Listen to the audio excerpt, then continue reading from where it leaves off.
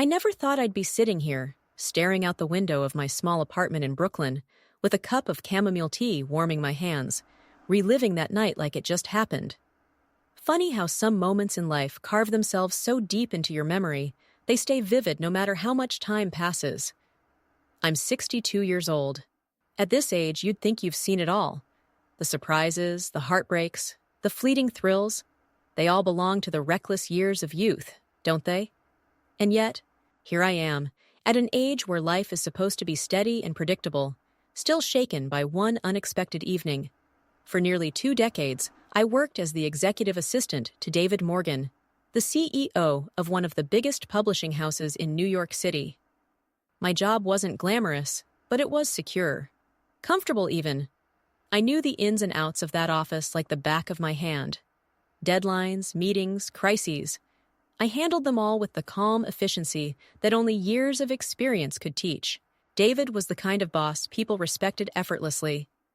Tall, composed, and always dressed in his signature charcoal suits, he commanded the room without raising his voice. He had a way of making everyone feel seen, but never getting too close. Business was business, and he never blurred that line, not once. Until that night. I remember it started with a simple email. "Dinner tonight, my treat, something important to discuss." I stared at the screen, frowning. David never invited me to dinner. Sure, we worked late plenty of times, sometimes sharing takeout in the office while reviewing manuscripts. But this was different. It felt personal. An invitation. My first instinct was to politely decline. After all, what could be so urgent that we couldn't discuss it in the office? But before I could overthink it, curiosity crept in. My fingers hovered over the keyboard for a moment before I found myself typing back, "Sure." "What time and where?" The reply came instantly. 7 p.m. L'Ombre. My breath caught in my throat. L'Ombre wasn't just any restaurant. It was one of the most exclusive, intimate spots in Manhattan, perched on the 40th floor overlooking the city skyline. Candlelit tables, a soft piano in the corner, and a reputation for being nearly impossible to book without weeks of notice. That strange, jittery energy settled deep in my stomach. Why there? Why now? Was this about work? A promotion? A retirement package? Nothing seemed to add up. By the time I packed up that evening, my heart was pounding harder than it had in years, for reasons I wasn't ready to admit to myself. As I rode the elevator down from the 18th floor that evening, I kept telling myself it was nothing. Just dinner. Just 2 colleagues meeting outside the office for once. Yet no matter how many times I tried to rationalize it, that unsettling flutter in my chest wouldn't go away. The cab ride to L'Ombre felt like forever. The streets of Manhattan were bathed in golden light as the sun began to set, casting long shadows on the sidewalks. People bustled past my window, lost in their own evening routines, unaware of the quiet storm building inside me. When I stepped out of the cab, there it was, the towering glass building with the restaurant at the top. Elegant, sophisticated, and completely out of place for a simple work dinner. Inside, the maitre d' greeted me with a polite smile and asked for my name. "Evelyn Clark," I said, smoothing down my coat, trying to sound more confident than I felt. "Right this way, Ms. Clark," he replied, leading me through the softly lit dining room. The clinking of glasses, the faint notes of a piano, and the low hum of conversation surrounded me, but none of it registered fully. All I could focus on was the corner table by the window, where David sat, waiting. He stood when he saw me, always the gentleman. His navy suit was impeccably pressed, as usual, but there was something different tonight. A slight tension in his shoulders, a flicker in his eyes that didn't quite match the usual calm exterior he wore like armor. "You look lovely tonight," he said softly as I approached. I laughed, brushing off the compliment. "Thank you. I hope this isn't about quarterly reports, because I didn't bring my laptop." He chuckled, that warm, low sound I'd heard so many times in the office, but there was something else behind it tonight, something almost tender. "No spreadsheets tonight, I promise." As I settled into my seat, I noticed the bottle of wine already on the table. My eyes widened slightly. Chateau Margaux, my favorite. How did he remember that? I hadn't mentioned it since some company event years ago. As the waiter poured the wine, I sipped it to calm my nerves. The first few minutes were easy enough. We talked about the usual, work updates, funny anecdotes from the office, even a little harmless gossip. But beneath the surface, I could feel it building, an invisible thread pulling us towards something neither of us dared to say out loud. I found myself studying him more closely, the way he adjusted his cufflinks, the way his eyes occasionally lingered on me longer than they should have. And for the first time in a long time, I noticed something unfamiliar in the air between us. Tension. Charged. Delicate. Unspoken. It wasn't just a dinner, and deep down, I knew it. As the night stretched on, the city lights outside the window twinkled like distant stars. The wine softened my nerves, but not enough to quiet the unease growing inside me. Something was shifting between us.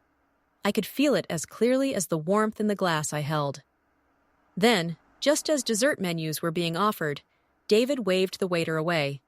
No coffee, no dessert, just silence. He leaned in slightly, folding his hands on the table. His voice dropped lower, almost like he didn't want anyone else to hear. "Evelyn, there's something I need to ask you." The seriousness in his tone made my breath hitch. I nodded, suddenly aware of the weight in the air between us. He exhaled. "I'm retiring at the end of this year." The words hit me like a slow-moving train. I blinked, trying to process it. For 20 years, David had been the steady presence in my professional life, the person who never wavered, never faltered. My mentor, my confidant, my friend. The thought of him stepping away left me feeling strangely hollow. But then he continued, and my world tilted even further. "That's not the reason I asked you here tonight," he said, his gaze fixed on mine. "I've spent the past few years thinking about what life will look like once I step down, and I keep coming back to one thing." He paused, carefully choosing his words. "There's someone I don't want to leave behind when I walk out of that office." I felt my pulse quicken. My fingers tightened around the stem of my wine glass. David reached across the table and gently took my free hand in his. His touch was warm and steady, grounding yet terrifying. "I don't just admire you, Evelyn," he said quietly. "I care about you, more than I probably should." The words stole the air from my lungs. I tried to speak, but nothing came out. Was I hearing this right? For 2 decades, this man had been the epitome of professionalism. And now, here he was, holding my hand in a candlelit restaurant, telling me that he cared about me. He chuckled softly, shaking his head as if to answer my unspoken disbelief. I never said anything before because I didn't want to cross a line. But now I don't want to keep pretending. Pretending. That word echoed inside me, cutting deeper than I expected. He squeezed my hand gently. "I know this is unexpected, and I know you probably never saw me that way. But if there's even the slightest chance you might feel something, anything, then maybe we don't have to keep this as just a professional relationship." The restaurant faded into the background.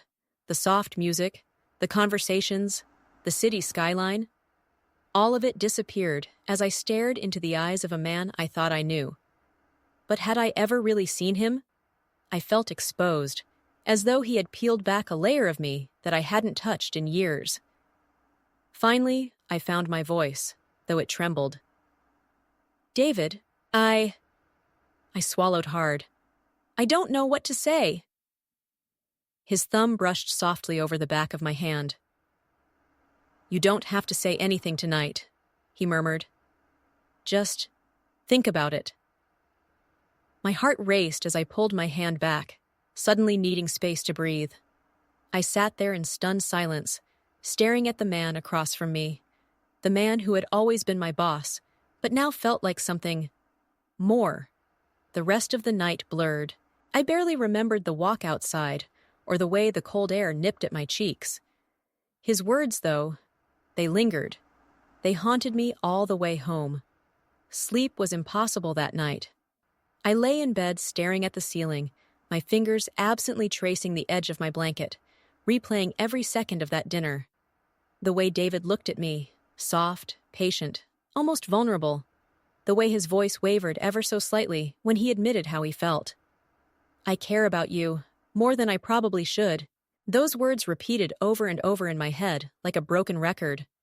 I tried to rationalize it, to convince myself it was just the wine, or the looming weight of his retirement making him sentimental. But deep down, I knew better. I had seen it in his eyes, in the steady grip of his hand, in the tenderness that had always been there. But I had refused to acknowledge it. Or worse, maybe I had chosen not to.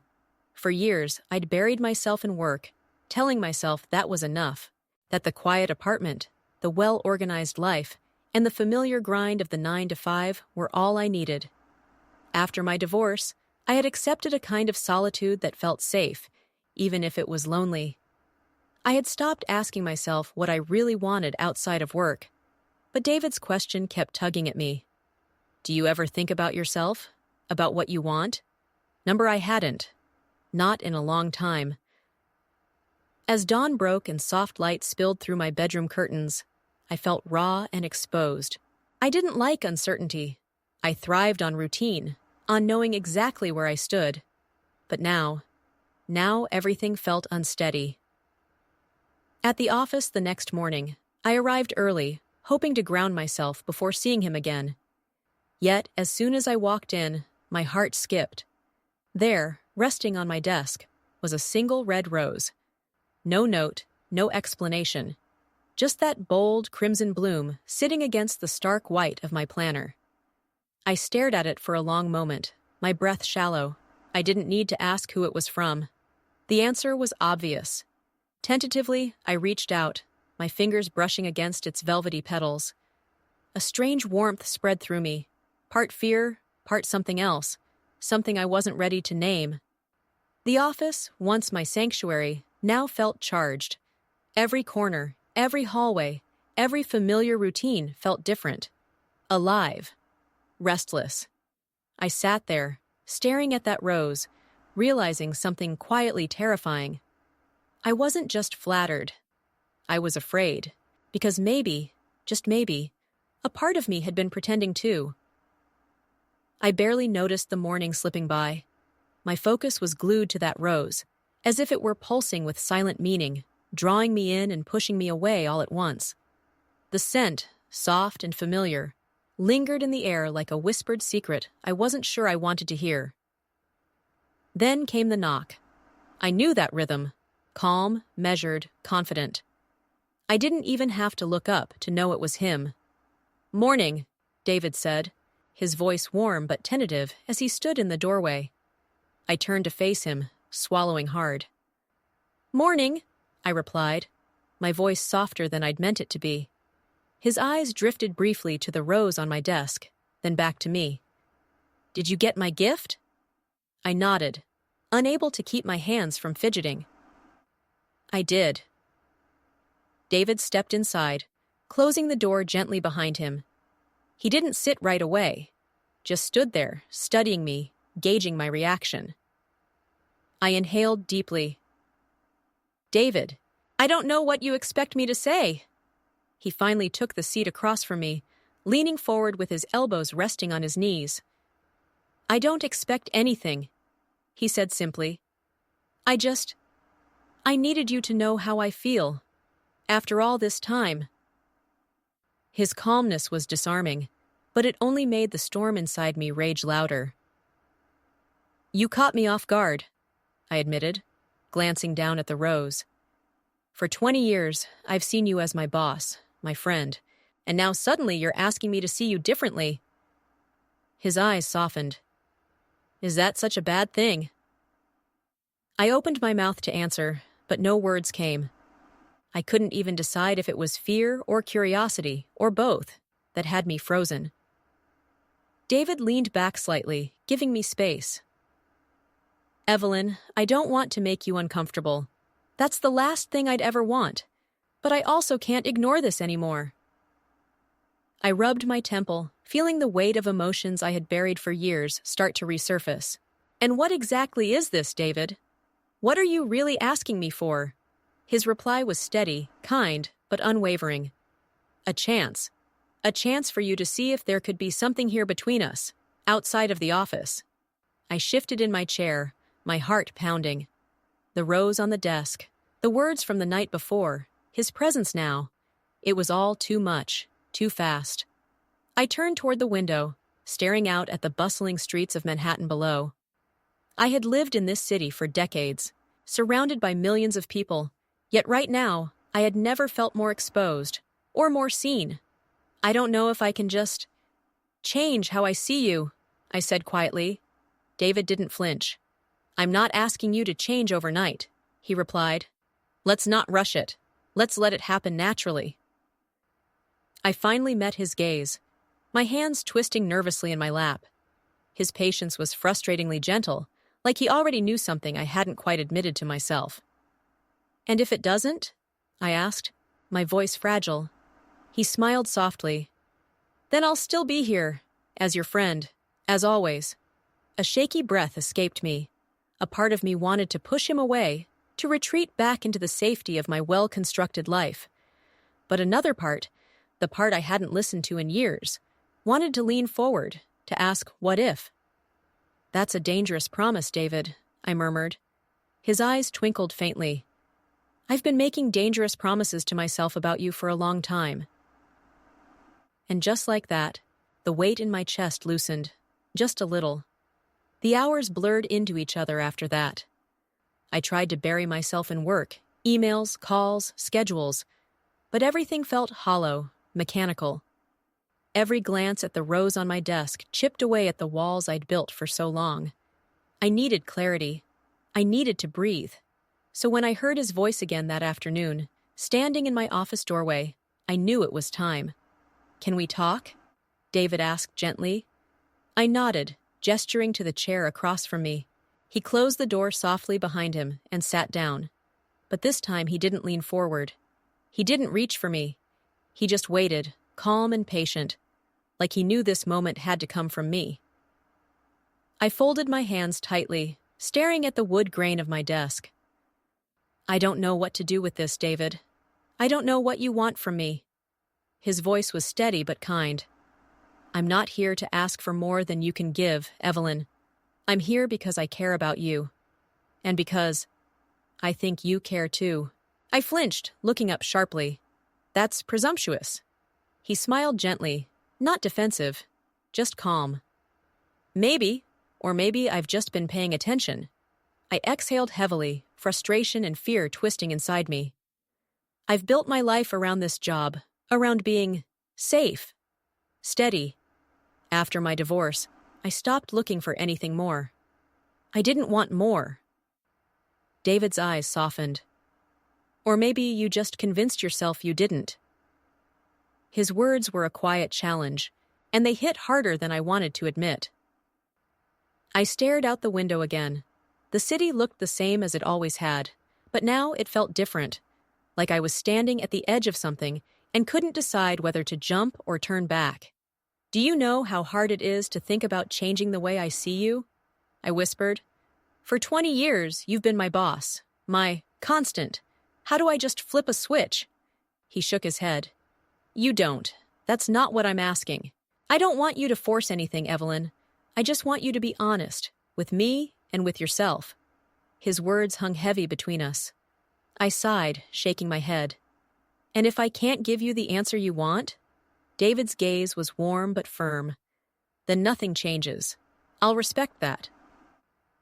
Silence stretched between us, thick and unspoken. But in that silence, I felt something else, relief. Because despite everything, he wasn't pushing me toward a decision. He was simply offering me a door I had never noticed before. Finally, I turned back to him. You make it sound so simple. He smiled faintly. Because it is. Life's complicated, Evelyn. But feelings are usually simple. We just complicate them. For a long moment, we just sat there. Two people who had shared years of deadlines and late nights, now sitting on the cusp of something that could change everything. I'll think about it, I said finally. David nodded, rising slowly from the chair. As he reached the door, he paused, looking back at me.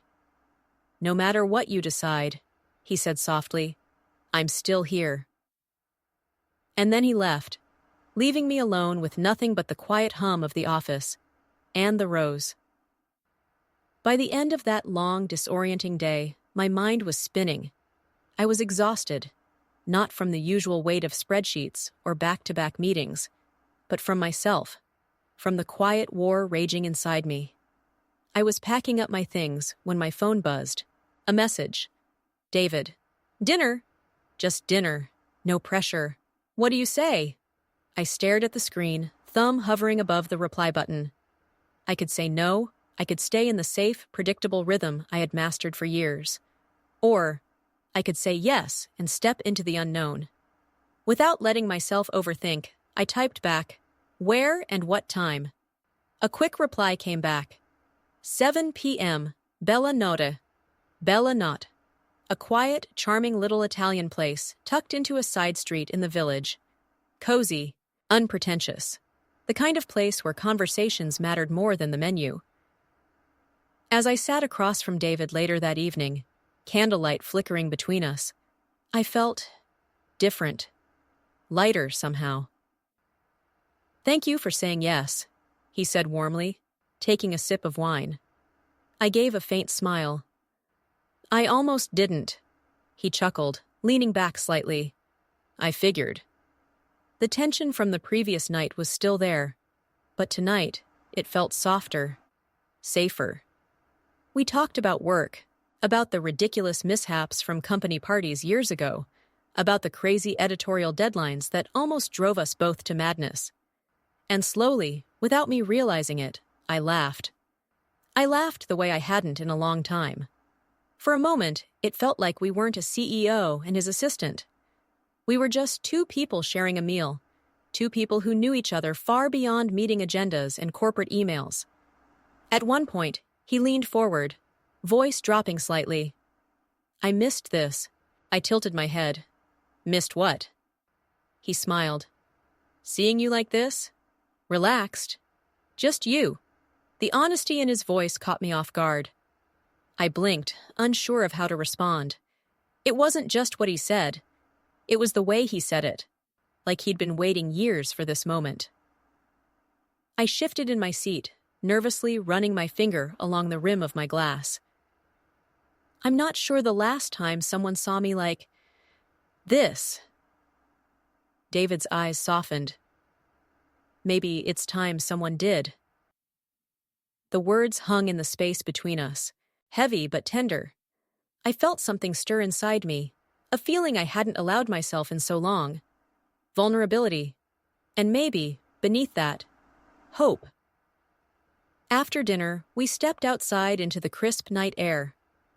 The streets were quieter than usual, and for once, New York City felt small, intimate. He turned to me. "Let me drive you home." I hesitated. For a split second, every line I'd drawn in my life felt blurry. Then, against every cautious instinct, I nodded. The ride was quiet but comfortable. As we pulled up outside my brownstone, I realized my heart was pounding again. Not from fear, but from possibility. I turned to him. "David, He reached over gently, his hand resting atop mine, steady and warm. "You don't have to say anything, Evelyn." I swallowed hard. "But I do. I don't know where this goes, or if I can give you what you're looking for." His thumb brushed lightly over my knuckles. "Then let's not rush it. One step at a time." I let out a shaky breath, caught between the familiar urge to retreat and this new, fragile pull toward him. "You make it sound so easy," I whispered. He smiled, his voice barely above a murmur. "Because it should be." I didn't say anything more. I simply squeezed his hand gently, then pulled away and stepped out into the night. As I walked up to my door, I could still feel the warmth of his touch lingering on my skin. And for the first time in years, I felt something unexpected rise inside me.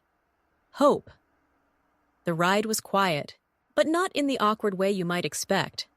It was comfortable, familiar, yet charged with something new, something I couldn't name. I sat in the passenger seat, staring out at the soft blur of city lights passing by. The hum of the car, the occasional tap of David's fingers against the steering wheel. It all felt too calm for what was happening inside me. I could feel him glance at me from time to time, but he didn't push. He just drove, giving me space to sit with my thoughts. And there were too many of them. For years, I had been proud of how unshakable I'd become. After my divorce, I built a life that no one could disrupt. My apartment was my sanctuary. My career was my armor.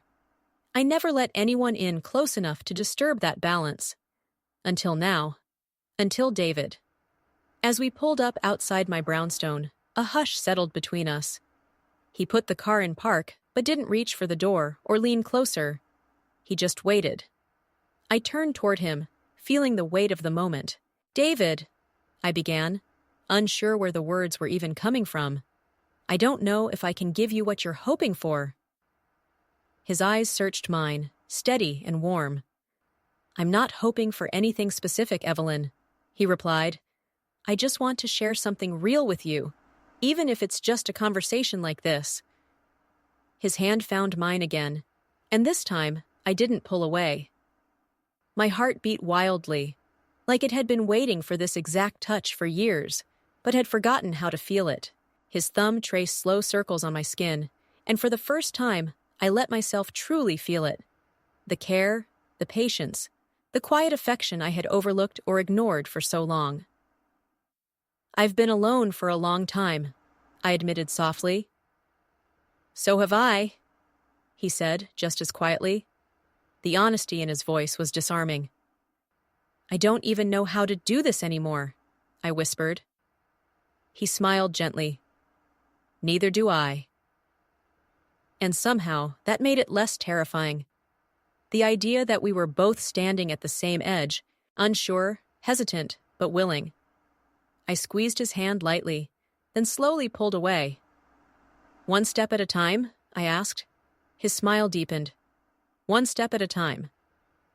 I opened the car door, the cool air rushing in. "Good night, David. Good night, Evelyn." As I walked up the steps to my front door, I turned around just once.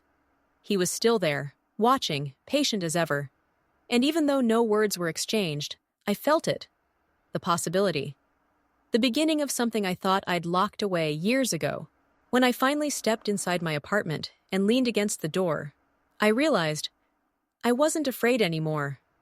I was curious. The next morning, I sat by the window of my apartment, cradling a cup of coffee as the soft gray of dawn settled over the city. For the first time in years, I wasn't thinking about deadlines or meetings. I wasn't planning my day like clockwork. I was thinking about myself. David's words played on a loop in my mind. "Do you ever think about what you want?" I never had. Not really. For years, I convinced myself that work was enough. That solitude was a choice, not a shield. That I didn't need companionship or intimacy or late-night conversations about nothing at all. But now, with one confession and a single red rose, David had unraveled that entire narrative. I thought about how he'd looked at me the night before, how patient he was, never pushing, never demanding, just offering me a door to walk through if I dared. But it wasn't just about him. It was about me. Was I ready to want something more? Was I ready to admit that beneath all the independence and routines, there was a quiet longing I had refused to acknowledge? I spent the entire day lost in thought. I took long walks through the tree-lined streets, wandered into bookstores without buying anything, and sat in a park watching couples laugh and talk. I watched strangers holding hands as if it was the most natural thing in the world, and for the first time, I envied them. By evening, as the city lights flickered on, I knew what I had to do. I returned home and sat at my dining table, staring at my phone for what felt like hours. My heart thudded in my chest as I typed out the message. "Dinner tomorrow night? My treat. Just you and me?" I stared at the words before hitting send, my hand trembling slightly. Within seconds, his reply came through. I'd love that. I let out a breath I hadn't realized I was holding. There it was. A simple choice. A small step forward. Not into the arms of certainty, but into possibility. For years, I had chosen safety over vulnerability, routine over risk. But tonight, as I sat alone in my apartment, I realized that maybe the bravest thing I could do at 62 wasn't holding it all together. Maybe it was letting go, just enough to see what might happen. The restaurant I chose was nothing fancy, just a small, cozy bistro tucked away in a quiet corner of Brooklyn, a place where the noise of the city seemed to fade the moment you stepped inside. Warm lighting, wooden tables, and the faint scent of rosemary and fresh-baked bread filled the air. I arrived early. For the first time in years, I felt nervous. Not because I feared what could happen, but because I knew I was finally stepping into the unknown. Not as an assistant, not as a carefully guarded woman, but as Evelyn, simply Evelyn. When David walked in, his eyes found mine immediately. And for once, I didn't feel the weight of 2 decades of work history between us. He wasn't the CEO, I wasn't his assistant. We were just 2 people, sharing a moment we had both quietly longed for. "You beat me here," he said with a soft smile as he sat down. I returned the smile, feeling something shift inside me. I needed a head start. We laughed, and the tension that had lived between us for days seemed to dissolve. Over dinner, we talked, not about reports or meetings, but about everything else, about the books we loved, about the cities we always wanted to visit but never did, about the quiet moments that make life feel full. At one point, David reached across the table, resting his hand over mine, not with urgency, but with quiet certainty. "I'm glad you reached out," he said, voice steady. "So am I," I replied, surprising myself with how true those words felt. When dinner ended, we stepped outside together, the cool night breeze brushing past us. The city hummed softly in the background, but for once, it felt distant. We stood there on the sidewalk, lingering, as if neither of us wanted to break the spell. David spoke first. "So, one step at a time?" I nodded, smiling. One step at a time. We didn't rush. We didn't promise forever. But as he leaned in and kissed me softly on the cheek, gentle, patient, warm, I knew. This wasn't the end of something. It was the beginning of what I didn't know yet. But for the first time in a long time, I was ready to find out.